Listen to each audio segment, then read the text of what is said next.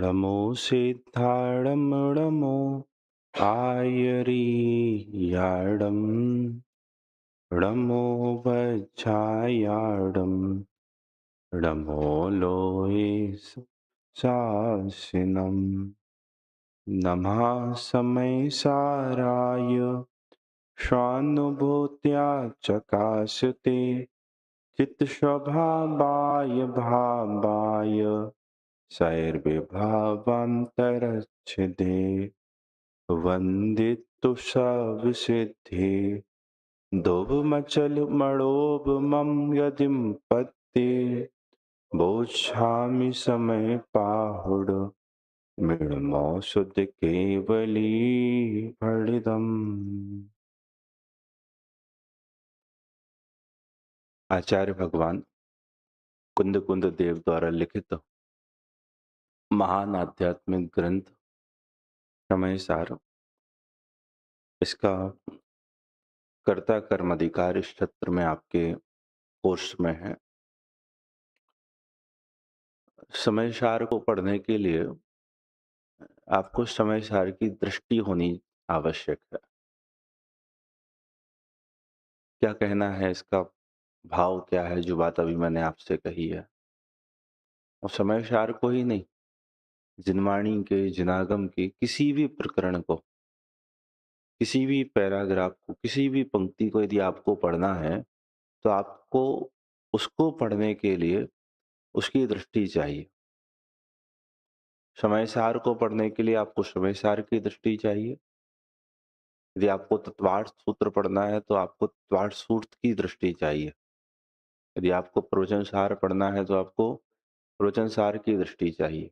मतलब प्रवचन सार की दृष्टि से आप समय सार नहीं पढ़ सकते, समय सार की दृष्टि से आप प्रवचन सार नहीं पढ़ सकते। समय सार की दृष्टि वह शुद्ध निश्चय नय की दृष्टि है, और प्रवचन सार की दृष्टि वह अशुद्ध निश्चय नय की दृष्टि है, अथवा व्यवहार नय की दृष्टि है। क्या कहा? फिर से बोलूं मैं अपनी बात को? क्या प्रवचन सार को पढ़ने की दृष्टि वह अशुद्ध निश्चय नय की दृष्टि है। उससे आप समय सार को नहीं पढ़ पाओगे। वो व्यवहार नय की दृष्टि है, उससे आप समय सार को नहीं पढ़ पाओगे। समय सार को पढ़ने के लिए आपको शुद्ध निश्चय नय की दृष्टि चाहिए। उदाहरण के लिए, जब ग्रंथ का मंगलाचरण किया आचार्य कुंद कुंद भगवान वचन और भाव वचन से परिभाषण आरंभ करते हैं। देखो जरा, आप निकालो पहली गाथा की टीका, निकालिए आप।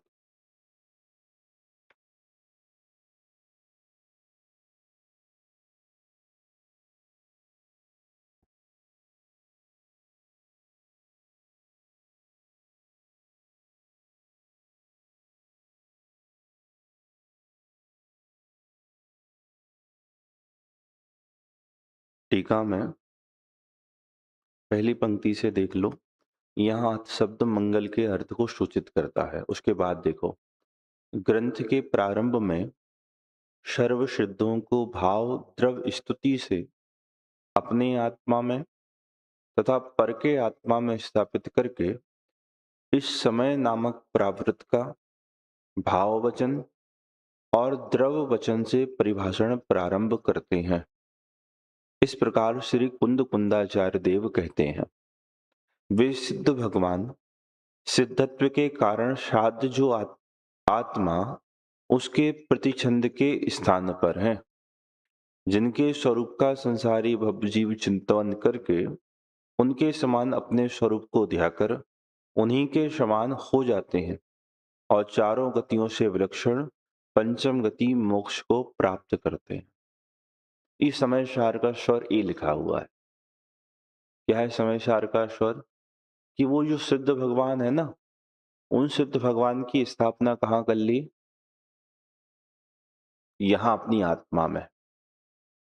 ये वो वाली स्थापना नहीं है।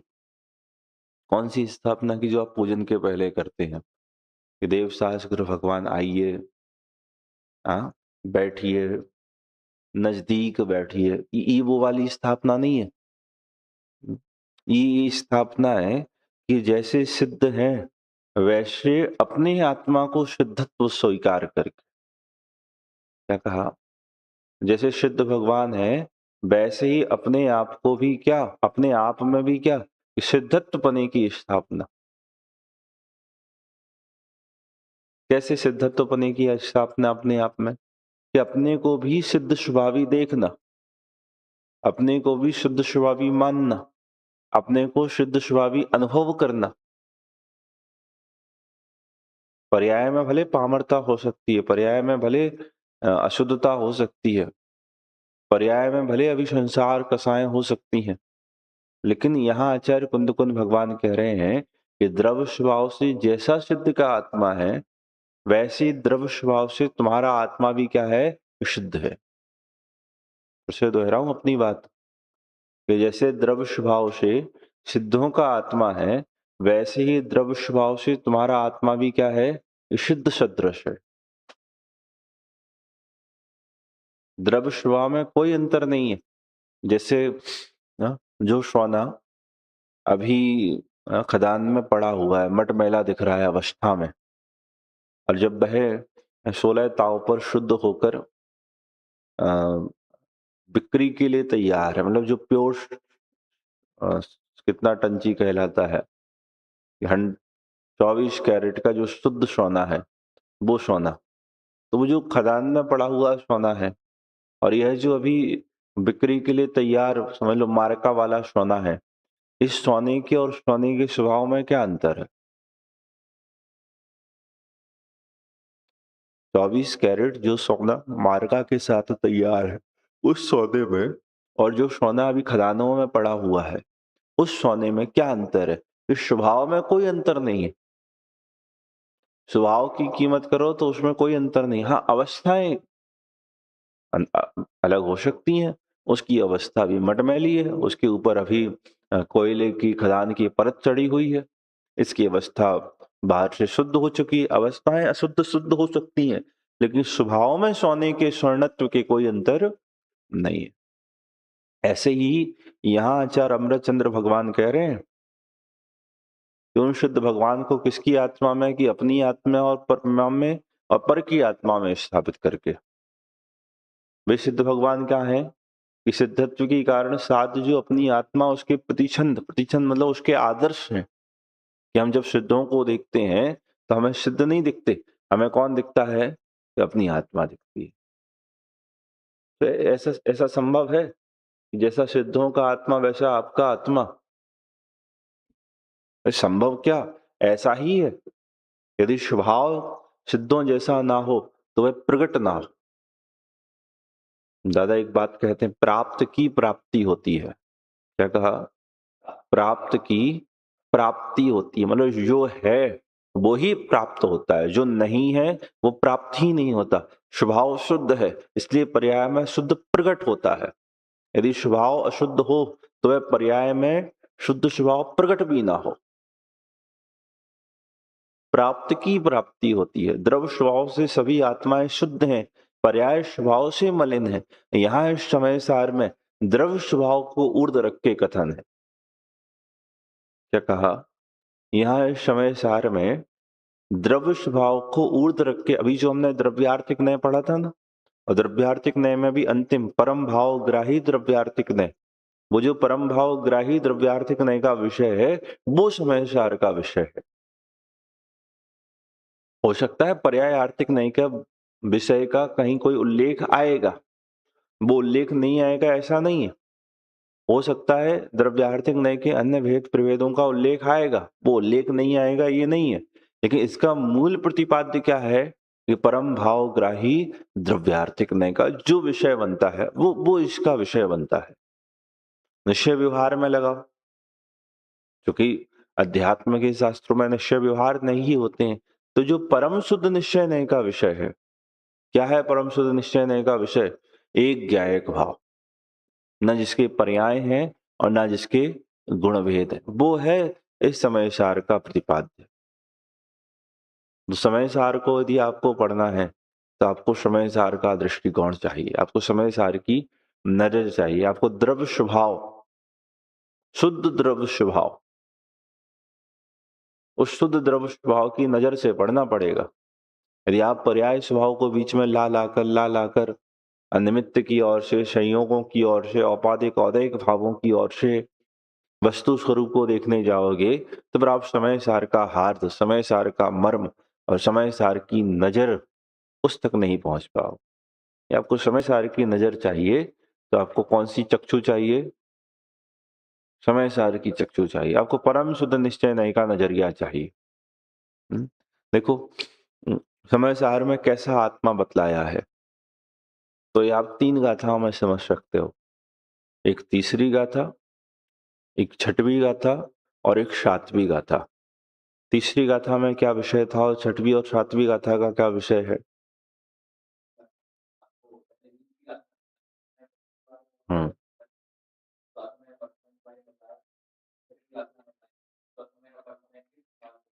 नहीं, अब पढ़ो तीसरी गाथा, छठवीं और सातवीं गाथा का अनुवाद पढ़ो।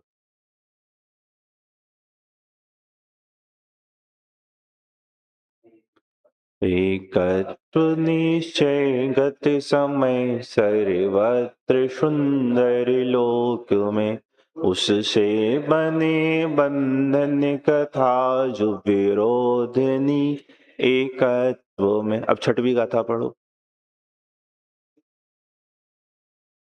नहीं आप परमत नहीं जो एक ज्ञायक भाव है, इस रीत शोध कहाए अरु जो ज्ञात वो तो वो ही है। अब सातवीं गाथा का अनुवाद पढ़ो। चारित्र दर्शन ज्ञान भी व्यवहार कहता, ज्ञानी के चारित्र नहीं दर्शन नहीं, नहीं ज्ञान ज्ञायक शोध है। अभी कितनी गाथाएं पढ़ ली हमने? 3 गाथा। अब तीनों गाथाओं की भूमिका पढ़ो। तीसरी गाथा की भूमिका पढ़ो।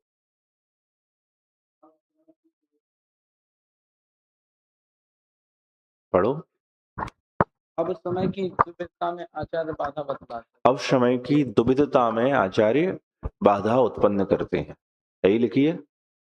अब छठवीं गाथा की भूमिका पढ़ो। अब यहाँ प्रश्न उठता है कि ऐसा शुद्ध आत्मा कौन है जिसका स्वरूप जानना चाहिए। इसके उत्तर स्वरूप गाथा सूत्र कहते हैं। अब प्रश्न उठता है कि वह शुद्धात्मा कौन है कि जिसका स्वरूप जानना चाहिए। उसके उत्तर में छठवीं गाथा कहते हैं। सातवीं गाथा का पढ़ो।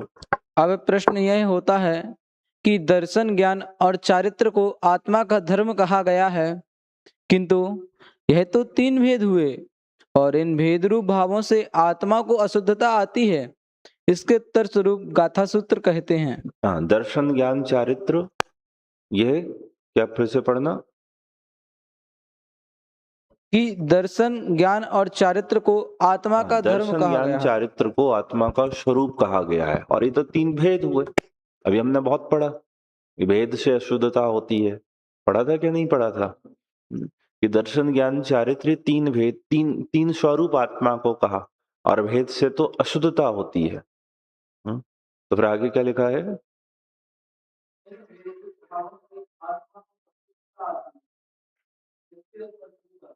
हाँ, इनके उत्तर स्वरूप गाथा सूत्र कहते हैं। 3 गाथाओं में 3 भूमिकाएं। पहले तीसरी गाथा की भूमिका में ये लिख रहे हैं कि अब ये जो समय के 2 भेद कहे, ये जो दुविधता है उसमें बाधा उत्पन्न करते हैं। तो छठवीं गाथा में कहा कि शुद्धात्मा का स्वरूप बतलाते हैं और सातवीं गाथा में कहा कि दर्शन ज्ञान चारित्र के भेद से अशुद्धता उत्पन्न होती है। इस प्रश्न का समाधान करते हैं। ये 3 भूमिकाएं हैं। मतलब इन 3 भूमिका में जब ये पूछा, ये कहा आचार्य भगवान ने कि दुविधता उत्पन्न होती है, क्या कहा? तो उस दुविधा में बाधा उत्पन्न करते हैं। मतलब स्वय समय और पर समय के भेद में बाधा उत्पन्न करते हैं। पर समय किसका नाम है? कि पुद्गल कर्म प्रदेशों में स्थित आत्मा वह पर समय है। कि मोह राग द्वेष रूप से परिणत आत्मा वह पर समय है। और पर समय के अभाव में स्वय समय। आचार्य कहते हैं कि पर के साथ किसी भी तरह का संबंध वो युक्त नहीं है। तीसरी गाथा में किसका निषेध करना है कि पर के साथ के किसी भी प्रकार के संबंध का निषेध करना है। तीसरी गाथा में किसका निषेध कर रहे हैं आचार्य भगवान? पर के संबंध का निषेध कर रहे हैं।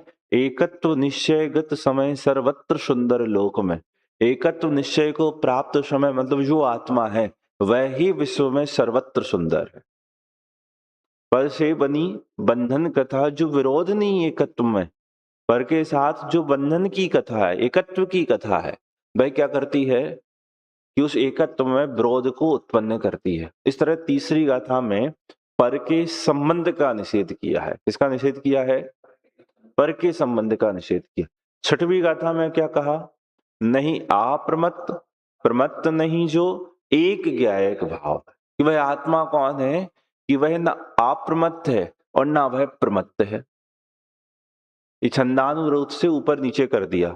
पहले कहेंगे ना प्रमत्त है और ना प्रमत्त नहीं है, मतलब यह पर्यायों की अशुद्धता से अशुद्ध नहीं है। अप्रमत्त नहीं है मतलब यह पर्यायों की शुद्धता से शुद्ध नहीं है। प्रमत्त नहीं है मतलब इसके पहले से छठवां गुण स्थान नहीं है, और अप्रमत्त नहीं है मतलब इसका 7वें से 14वां गुण स्थान नहीं है। यह ना शुद्ध है ना यह अशुद्ध है, ये कहना है।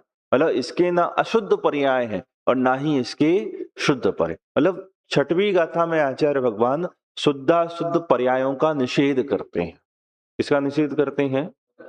नहीं आप्रमत्त प्रमत्त नहीं जो एक ज्ञायक भाव है, इस रीत शुद्ध कहाए अर्चो, ज्ञात वह तो इस प्रकार से उसको शुद्ध कहते हैं, वह तो ज्ञायक रूप से ज्ञात होता हुआ वही है। फिर 7वीं गाथा में भेद का निषेध किया।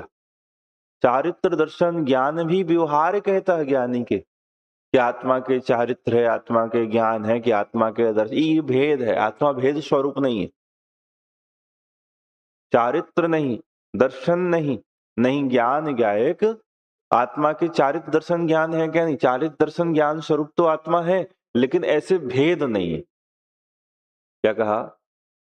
दर्शन ज्ञान चारित्र का भेद नहीं है। तो तीसरी गाथा में पर के संबंध का निषेध किया, छठवीं गाथा में शुद्धाशुद्ध पर्यायों का निषेध किया, और 7वीं गाथा में गुण भेद का निषेध किया। और ऐसा आत्मा वह शुद्ध है। पर्याय है ना, पर्याय, पर्याय कैसी होती है? क्षणिक होती है। कैसी होती है? और आत्मा क्षणिक है कि त्रिकाली है? तो फिर क्षणिक पर्याय आत्मा में हुई क्या नहीं हुई?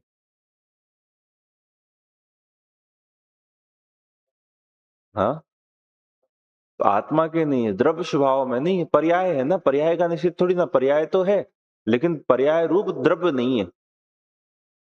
द्रव्य तो त्रिकाली वस्तु है ना। हमने जब द्रव्यार्थिक पर्यायार्थिक नए अभी करंट में पढ़ा ना, तो हमने कहा द्रव्य इक्वल टू द्रव प्लस पर्याय, द्रव पर्यायात्मक द्रव्य। तो क्या अंतर है इसका? मतलब कि जो तुम कह रहे हो ना पर्याय और द्रव्य वो मिलकर द्रव्य, मोक्ष में भी पर्याय, मोक्ष मोक्ष में भी, वो कहा क्या कहा तुमने? मोक्ष भी एक पर्याय है। तो आत्मा के मोक्ष पर्याय, बुद्ध उस द्रव्य की बात है। किस द्रव्य की बात है? द्रव पर्याय वाले द्रव्य की बात है। यहाँ इस द्रव्य की बात कर रहे हैं जो पर्याय बिना का है। यहाँ वस्तु के उस अंश की बात कर रहे हैं जो त्रिकाल शुद्ध है। पर्याय है, पर्याय नहीं है ये नहीं कह रहे, लेकिन मैं पर्याय रूप नहीं हूं, क्योंकि पर्याय क्षणिक है और मैं कैसा हूं कि त्रिकाली हूं। पर्याय अशुद्ध हैं अथवा पर्याय शुद्ध होती हैं। मैं पर्यायों की अशुद्धता से या पर्यायों की शुद्धता से अशुद्ध और शुद्ध नहीं होता, मैं स्वभाव से ही शुद्ध हूं। पर्याय मेरा अवलंबन करके शुद्ध होती हैं, लेकिन पर्यायों के अवलंबन से द्रव्य स्वभाव शुद्ध होता हो ऐसा नहीं है। बोलो बोलो।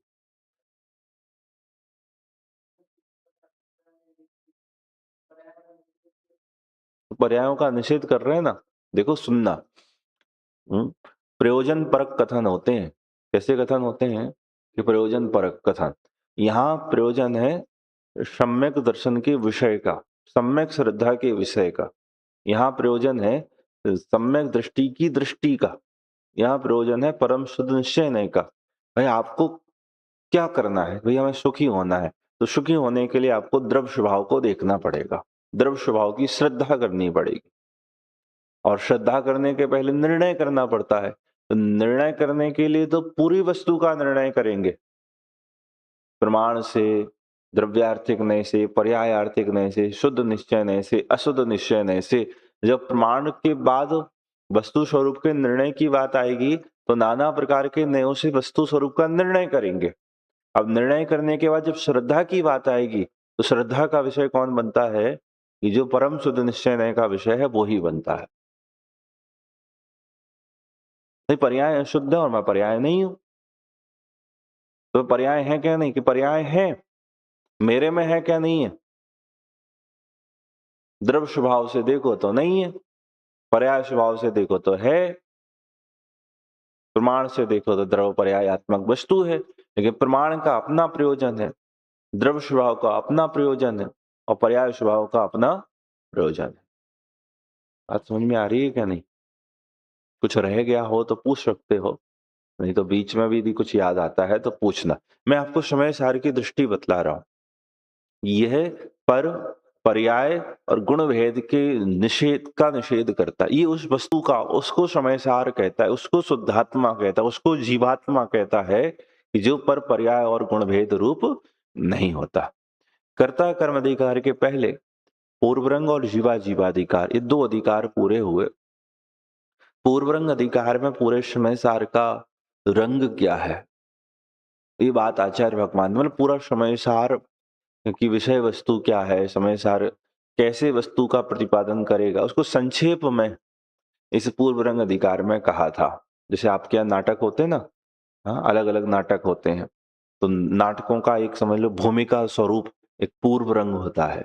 तो इसी समय सार के भूमिका स्वरूप, उसकी प्रस्तावना स्वरूप पूर्व रंग ये अधिकार था, जिसमें 38 गाथाएं थी। कितनी गाथाएं थी? 38 गाथाएं थी। उसके बाद जो दूसरा अधिकार था वो जीवा जीवाधिकार था। पूर्व रंग और जीवा जीवाधिकार को मिलाकर भी इस पूरे को भी जीवा जीवाधिकार कहते हैं। क्या कहते हैं? पूर्व रंग और जीवा जीवाधिकार दोनों को मिलाकर भी क्या कहते हैं? जीवा जीवाधिकार। इस तरह जीवा जीवाधिकार में 1 से लेकर 68 गाथाएं हैं। कितनी गाथाएं हैं? ये याद रखना, इतने होशियार नहीं हो कि तुमको याद रह जाएंगी। क्या पता क्या करने आते हो, ना कॉपी खोलते हो ना पेन निकालते हो।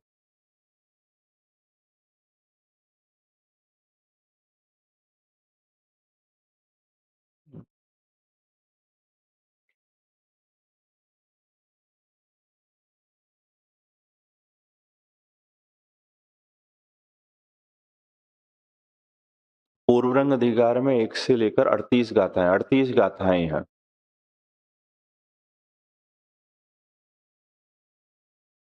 उसके बाद पूर्व रंग और जीवा जीवाधिकार को मिलाकर भी जीवा जीवाधिकार ये नाम दिया जाता है, ये नाम कहा जाता है। तो इस तरह जीवा जीवाधिकार में कितनी गाथाएं हैं? 1 से लेकर 68 गाथाएं। और ये विभाजन तरीके देखो तो जीवा जीवाधिकार 39वीं गाथा से लेकर 68 गाथा तक है। तो कितनी गाथाएं हो गई उसमें? 30 गाथाएं। तो पूर्व रंग में 38 गाथाएं, जीवा जीवाधिकार में 30 गाथाएं। इसके बाद फिर कर्ता कर्म अधिकार शुरू होता है 69 गाथा से और 46 नंबर के कलश से। इसका मतलब इसके पहले 45 कलश हो चुके हैं।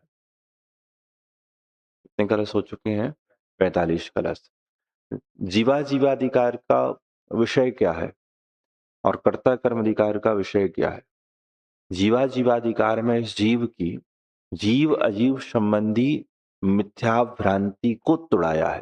फिर से बोलता हूं, जीवा जीवाधिकार में इस जीव की जीव अजीव संबंधी मिथ्या भ्रांति को तुड़ाया है। कर्ता कर्म अधिकार में इस जीव की कर्तृत्व और भोक्तृत्व संबंधी मिथ्या बुद्धि को तुड़ाया है। उसको थोड़ा सा और परिमार्जित करके लिखना। जीवा जीवाधिकार में इस जीव की जीव अजीव संबंधी मिथ्या भ्रांति को तुड़ाया है। कर्ता कर्म अधिकार में इस जीव की कर्ता कर्म संबंधी मिथ्या भ्रांति को तुड़वाया है। जीवाजीवाधिकार में इस जीव का पर पदार्थ के साथ एकत्व और ममत्व बुद्धि का निषेध किया है, और कर्ता कर्माधिकार में इस जीव का पर पदार्थों के साथ कर्तृत्व और भोक्तृत्वपने का निषेध किया है।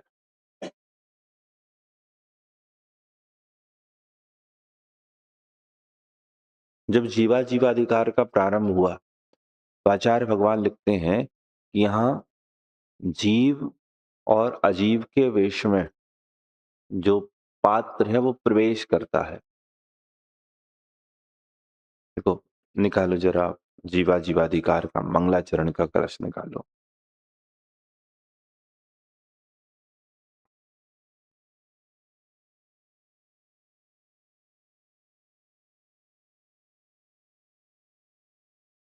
हम्म।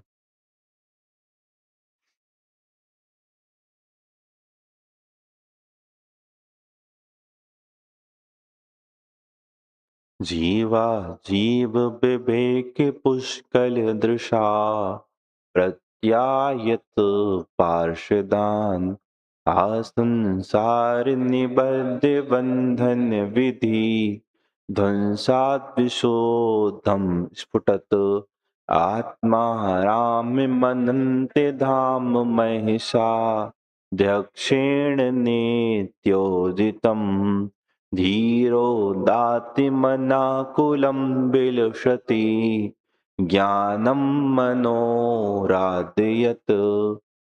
अब ऊपर देखिए, अथ जीवा जीवा वे की भूतौ प्रविशतः। अब जीव द्रव्य और अजीव द्रव्य वे दोनों एक होकर रंग भूमि में प्रवेश करते हैं। इसके प्रारंभ में मंगल के आशय से आचार्य देव ज्ञान की महिमा करते हैं कि सर्व वस्तुओं को जानने वाला यह ज्ञान है, वह जीव अजीव के सर्व स्वांगों को भली भांति पहचानता है। ऐसा सम्यक ज्ञान प्रकट होता है, इस अर्थ रूप काव्य कहते हैं। उसके बाद अब भावार्थ देखो। यह ज्ञान की महिमा कही, जीव अजीव एक होकर, यहां से देखना, जीव अजीव एक होकर रंग भूमि में प्रवेश करते हैं, उन्हें ज्ञान ही भिन्न जानता है। जैसे नृत्य में कोई स्वांग धरकर आए और उसे जो यथार्थ रूप में जान ले, तो वह स्वांग करता उसे नमस्कार करके अपने रूप को जैसा का तैसा कर लेता है। उसी प्रकार यहाँ भी समझना, ऐसा ज्ञान सम्यक दृष्टि पुरुषों को होता है, मिथ्या दृष्टि इस भेद को नहीं जानते। ये जो समय सार है ना, इसकी जो आचार्य अमृत चंद्र देव की टीका है, उन्होंने अपनी टीका को नाटक का रूप दिया। क्या रूप दिया है उन्होंने? जैसे ही कोई अधिकार आरंभ होता है, वह उस अधिकार में कलश लिखते हैं और उस कलश में नाटक का रूपांतरण करते हुए उस विषय को आगे बढ़ाते हैं। और जैसे ही वह अधिकार पूरा होता है, तो वह इस तरह का रूपक तैयार करते हैं कि जैसे नृत्य मंच से, नाट्य मंच से वो जो नाट्य कलाकार बाहर चले जाते, तो नाट्य मंच से वह नाट्य कलाकार बाहर चले जाते। तो जीवा जीवाधिकार के मंच पर क्या हो, समय सार के मंच पर, कौन सा मंच है? समय सार का मंच। उस समय सार के मंच पर दो कलाकार, कौन कौन से? एक जीव और एक अजीव। अब समझना चाहो ना तो आपको समझ में आएगा। क्या? समय सार के मंच पर जीव और अजीव, ये दो कलाकार एक वेश धारण करके प्रवेश करते हैं। कैसा धारण करके प्रवेश करते हैं कलाकार कितने? दो। और दोनों ने क्या धारण करके रखा है? एक वेश बना के रखा, एक ही वेश है दोनों का। ऐसे ही संसार में जीव और अजीव यह बंधन के साथ कब से रह रहे हैं? कि अनादिकाल से रह रहे हैं दोनों अलग अलग। जीव अलग है, अजीव अलग है, जीव अजीव नहीं है, अजीव जीव नहीं है, जीव का अजीव नहीं है, अजीव का जीव नहीं है। लेकिन अज्ञान से इसको क्या लगता है कि जीव और अजीव क्या है? एक है। ये जो ज्ञान है, सम्यक ज्ञान है, वह जीव और अजीव की पहचान करता हुआ, जीव जुदा है और अजीव, कितना सरल विषय है कि दो द्रव्य हैं। कितने द्रव्य हैं? दो द्रव्य, दो वस्तुएं हैं, दो पात्र हैं, जीव और अजीव नाम के।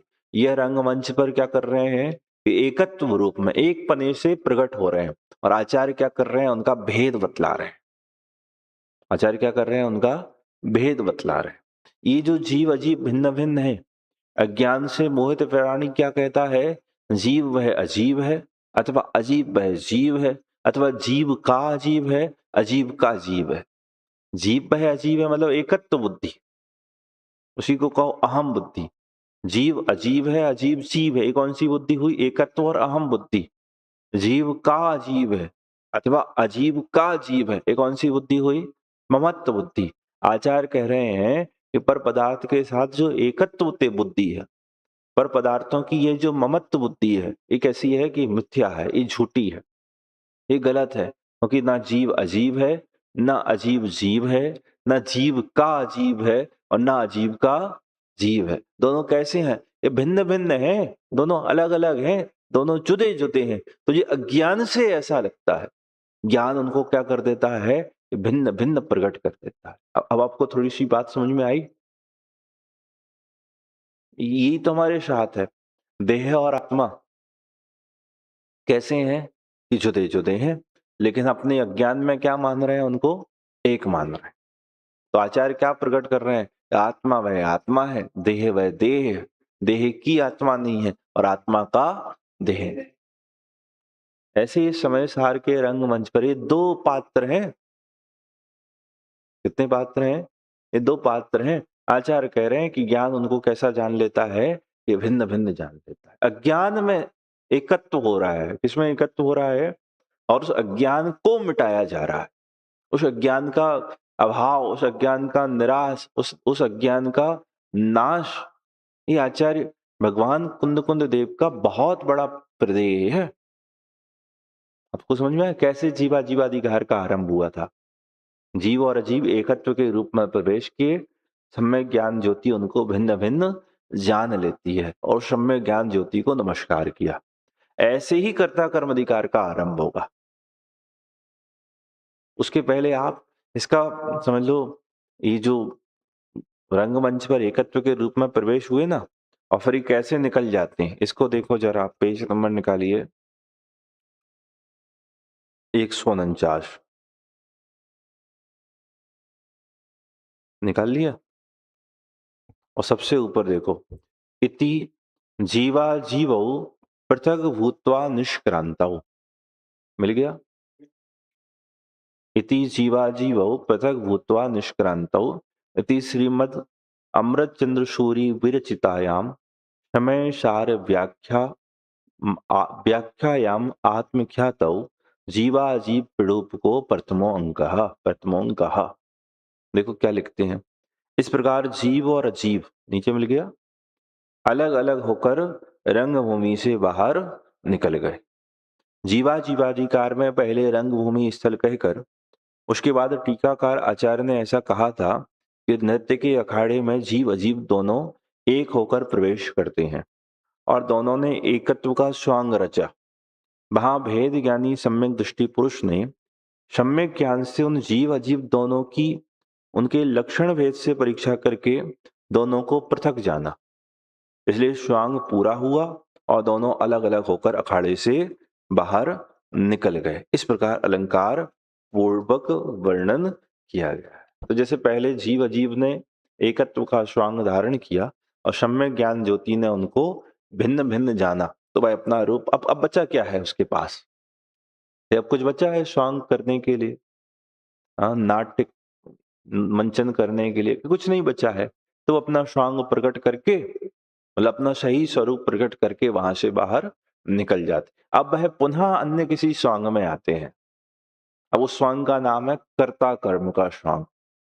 अब यह जो जीव अजीव है ना, पहले जीव और अजीव, जीव अजीव के रूप में, अजीव जीव के रूप में, एकत्व से, जीव अजीव एक पने से कैसे प्रकट हुए थे, जीव है अजीब, अजीब वह जीव, जीव का अजीब, अजीब का जीव, ऐसे एकत्व के स्वांग के साथ प्रवेश कर रहे थे। अब क्या स्थिति है कि अब वही जीव अजीब कर्ता कर्म के रूप में प्रवेश कर रहे हैं। कैसा कर्ता कर्म के रूप में, कि जीव वह आत्मा और अजीब उसका कर्म, अथवा अजीब वह कर्ता और जीव उसका कर्म है। जीव करता है और अजीब उसका कर्म है, अथवा अजीव करता है, जीव उसका कर्म है। मुख्य रूप से तो जीव करता है और अजीव उसका कर्म। ऐसा ऐसा स्वांग बनाकर यहाँ प्रवेश कर रहा है। आचार्य भगवान इस अधिकार में सिद्ध करने वाले हैं कि प्रत्येक द्रव अपने परिणमन का करता है, पर द्रव के परिणमन का कर्ता नहीं है। जीव अजीव का कर्ता नहीं है और अजीव जीव का कर्ता नहीं है। अजीव जीव का कर्म नहीं है और जीव अजीव का कर्म नहीं है। जीव का कर्ता जीव है और जीव अपने परिणाम का, जीव का परिणाम उसका कर्म है।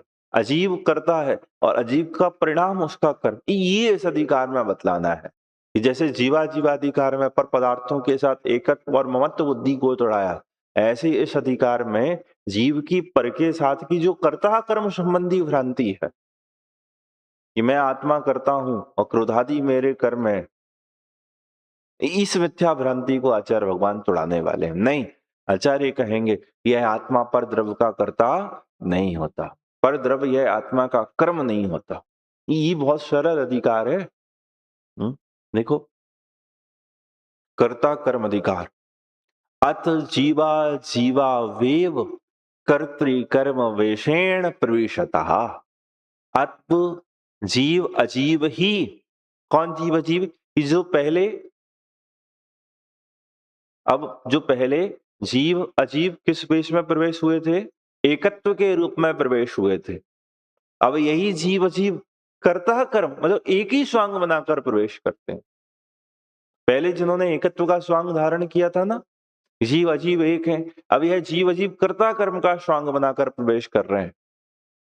मैं करता हूं, ये मेरा कर्म है। बात समझ में आई? पहले क्या था? ये देह और आत्मा क्या है? एक है। आचार्य ने कहा नहीं, जुदे जुदे हैं। अब क्या है कि अब वो कहते ठीक है, एक तो ना सही। तो क्या कहता है ज्ञानी?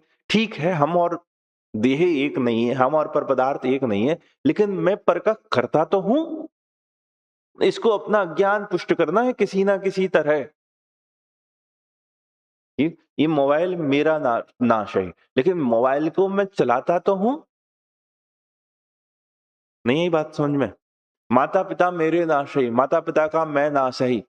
घर परिवार दुकान मेरे नाश है, घर परिवार दुकान का मैं नाश है। ठीक है, आपने कहा कि जीव और जीव एक नहीं होता, ये हमें स्वीकार्य है, ये हमें मान्य है, लेकिन घर परिवार दुकान मकान इनका करने वाला तो मैं हूं।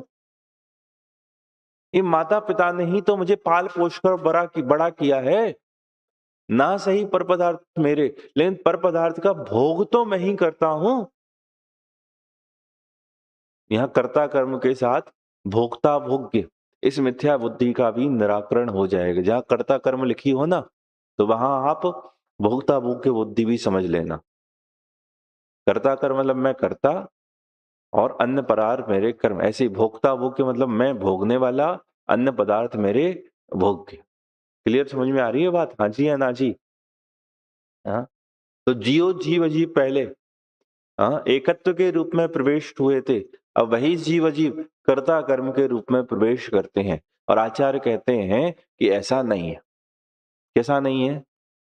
यह एक दूसरे के, इन दोनों में परस्पर में कर्ता कर्म का संबंध नहीं बनता। तो कर्ता कर्म का संबंध मानना आचार्य का कहना है कि यह ज्ञान है। ये क्या है? ज्ञान। अथ जीवा जीवावेव कर्तृकर्म विषेण त्रिविशतः। कर्ता कर्म विभाविको मेटि ज्ञानमय होय। कर्म नासि शिव में वशे तेने नमो मद खोय। कर्ता कर्म विभावको, कर्ता कर्म पने का जो विभाव मतलब विपरीत भाव है, मेटि ज्ञानमय होय, उसका अभाव करके क्या हुए हैं? जो ज्ञान स्वरूप पर पदार्थों के साथ कर्ता कर्म पने की बुद्धि, ये विभाव भाव है, जिसका अभाव करके जो ज्ञान भावमय हुए हैं, ज्ञान भाव जिनके प्रकट हुए हैं, उन्होंने क्या किया है?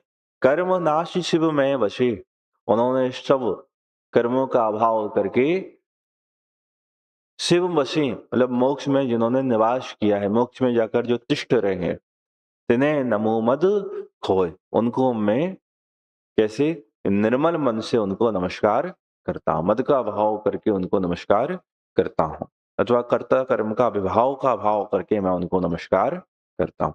प्रथम टीकाकार कहते हैं कि अब जीव अजीव ही एक कर्ता कर्म के वेश में प्रवेश करते हैं।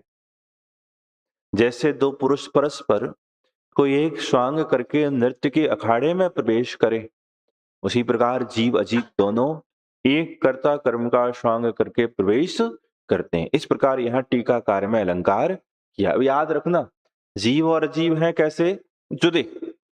जीव और अजीव कैसे हैं? जुदे।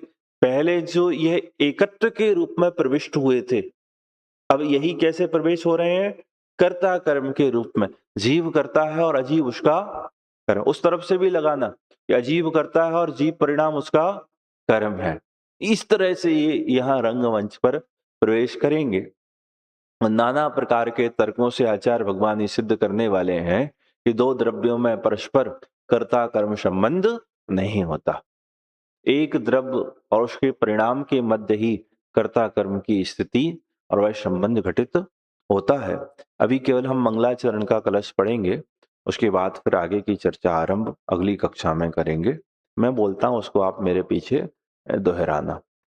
एकः कर्ता चिदहमिह मे कर्म कोपादयोमि।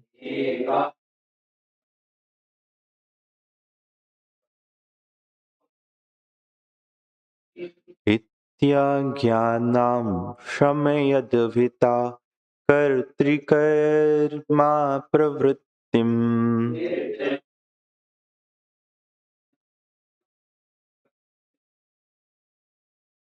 ज्ञानज्योति स्फुरति परमो दातिमत्यंत धीरम्।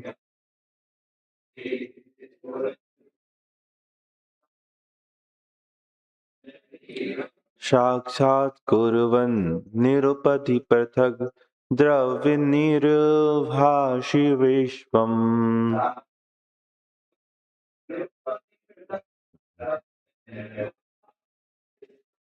पढ़िए थोड़ा सा मंदाक्रांता जी की तरह। एका कर्ता चिदहमिह मे कर्म कोपादयोमि। इत्याज्ञानां सम्यद्विता कर्ति कर्मा प्रवृत्तिम्।